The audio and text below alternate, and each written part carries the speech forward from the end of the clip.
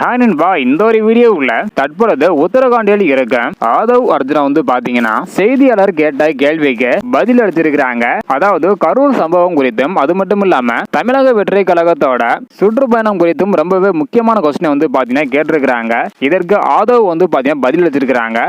என்ன சொல்லியிருக்காங்க அப்படின்றத வீடியோ கிளிப்பை டீட்டெயிலா பார்த்துடலாம். அதுக்கு முன்னாடி 2026 உங்களுடைய ஓட்டு யாருக்கு அப்படின்றத மறக்காம கமெண்ட் பண்ணுங்க. எந்த கட்சிக்கு அதிகமான ஓட்டு வருது அப்படின்றத பார்க்கலாம். ஓகே அன்பா, இந்திய கூடைப்பந்து சம்மேளன தலைவராக உள்ள ஆதவ் அர்ஜுனா இவங்க பாத்தீங்கன்னா உத்தரகாண்ட் மாநிலம் மேராடூனில் நடைபெறும் தேசிய சப் ஜூனியர் கூடைப்பந்து விளையாட்டு நிகழ்ச்சியில கலந்து கொள்வதற்காக இன்று காலை பாத்தீங்கன்னா உத்தரகாண்ட் போயிருக்கிறாங்க. அதாவது ஜாலி கிராண்ட் விமான நிலையத்தில் ANI செய்தியாளர் பாத்தீங்கன்னா உயர் நீதிமன்ற மதுரை அமர்வின் உத்தரவுகளை சுட்டிக்காட்டி இனி தாவேக பிரச்சார பயணம் தொடருமா என கொஸ்டின் கேட்டிருப்பாங்க. அதற்கு ஆதவ் பாத்தீங்கன்னா நாங்கள் பிரச்சனையை நீதி ரீதியாக அணுகுகிறோம் அப்படின்றதையும் அது மட்டும் இல்லாம உண்மையும் நீதியும் நிச்சயம் ஒரு நாள் வெளிவரும் அப்படின்னு ஆதவ் சொல்லியிருக்கிறாங்க.